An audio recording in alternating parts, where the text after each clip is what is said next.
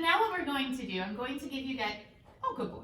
I'm going to give you guys a skill that might help you for trimming their nails, and it's called an upside down settle. And while this doesn't really fall under the tricks and games category, I do think that this might just be fun for some of you guys to work on in the event that you already know the other stuff that we've been working on here in week 1. I just want to make sure you have something that you can work on that will push you and keep your dog mentally stimulated. And what we're also going to try here too, we're going to use that in tandem with nail trims. So if your dog is having a hard time, tap. I feel like this is going to be an infomercial. Sit. Really? I'm a trainer, guys. This is my dog. Sit. Touch. Sit. Come in front. Sit. There we go. So if I'm to grab his foot and try to do a nail trim, I'm coming at him and he's a little bit, I mean, he's not visibly worried and upset because he's pretty comfortable with us touching his feet. But for a lot of dogs, coming at their feet this way can be really scary. Down. Captain knows that when he sees the nail trimmers, he lays down. And what I'm going to do here, I'm going to try. I usually do this on the couch, so this is a little unusual for, oh, he's going to fall right off that mat. Sorry, buddy. So I'm going to have my leg here as a brace. I'm just going to kind of put him on his back. I'm going to see if I can get a little closer. Ready, buddy? I'm going to go up. Yay! And while he's here, I'm going to just kind of scooch my little legs over here. He kind of fell over. That's okay. From here, I'm going to take these nail trimmers. Oh, good boy. I have a treat here. Wait. He's like, take my foot. I'm going to tap and treat. And let's see if I can unlock this thing. Ah, there we go. No, oh, that was not permission. Try again. Let's see if I can get him up a little further. Down. So I'm going to get him onto his back. If your dog knows roll over, this is the beginning of roll over. So you see how I'm not pushing him into this position. He's offering it. Good boy. So the way that I usually start, so I have his harness off because I don't want him leaning on that uncomfortable thing on the back of him. Good job. So even just keeping him here, and once he can kind of settle a little bit, maybe a little less with the crazy eyes. Yes, good boy. And I'm gonna use like, uh-oh, try again. There we go. And again, we usually do this on a couch, not on a hard floor. Good boy. And now that he's here, I'm gonna put the tree, uh-oh. I'm gonna put the cookies here. So now I'm gonna touch his foot, yes, and treat. Touch his foot, yes, and treat. Maybe pick this up. Yes, he touched it on his own. And maybe tap his foot, yes, and treat. I'm not making this a big party. I'm not like, and like lose it, because then he'll jump up and both of us will get really hurt. But, oh, he actually has like a little bit of a fracture here on this nail. Yes, and treat. So this is a good way to investigate if your dog has a cut paw. They can offer you their foot instead of you taking it from them. And then from here, I can just give him a quick little nail trim. Oh, you cheater.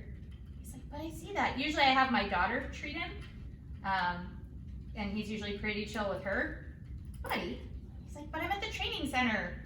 This is the happy place. Yes. Wait. So I'm just gonna do a little trim here. And the other thing about doing it this way is now I'm cutting in the right direction for the nail. I'm actually cutting at an angle the other way, so I'm at less risk of hitting the quick, and I can make his nail a little bit shorter. I can also see, if you want to bring the video in here real quick, Nick, you can actually see where the quick is. So that pink right there, his feet are so dirty. It's dark here and then it's light. But if I go underneath, you can see that kind of like little circular area right there, kind of on the inside. That's what you don't want to hit. That's where you're gonna get like the bleedy and the pain and all that fun stuff. So the quick, in short, is a vein and nerve in tandem that go through the nail. And as the nail grows, so does that vein and nerve. So if your dog's nails get too long, don't just come all the way back and cut it to where you used to maybe cut it, because you can really hurt them.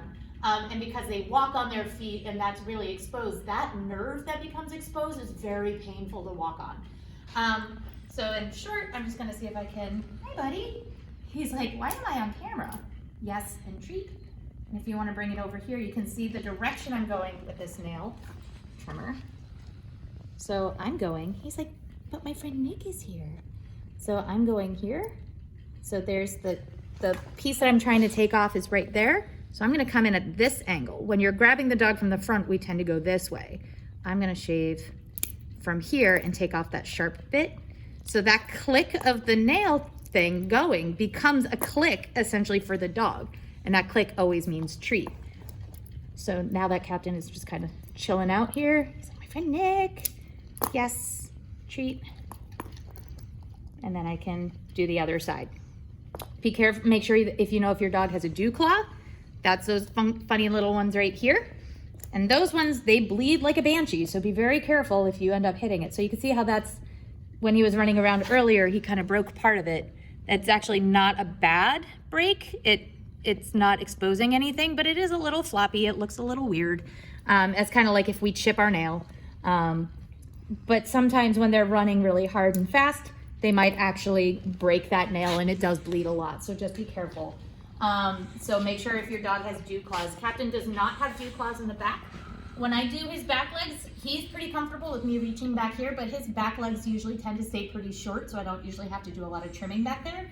If I needed to really get in there and investigate his feet, he also knows an upside down settle where his tail end is near me and his head is at my feet. So you can actually work on this at home and really just, even if you just take this week, get them into this position and then just like kind of rub their feet and give them like a little massage if they're comfortable with it. If they're not, he's gonna fall asleep.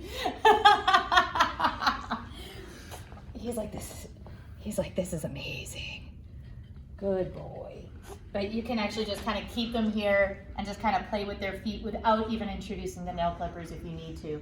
The next video, I'm going to show you guys how to get them to target and actively look for this as a rewarding object if you're having difficulty with nail trims. And this will also satisfy our object discrimination part of today's lesson, where I'm going to say clipper and he's going to show me where the clippers are. So if your dog is struggling with nail trims, this is a really good way to use touch and start to get them acclimated to touching them and making it a more positive experience. So if that's what you need, go on to the next video.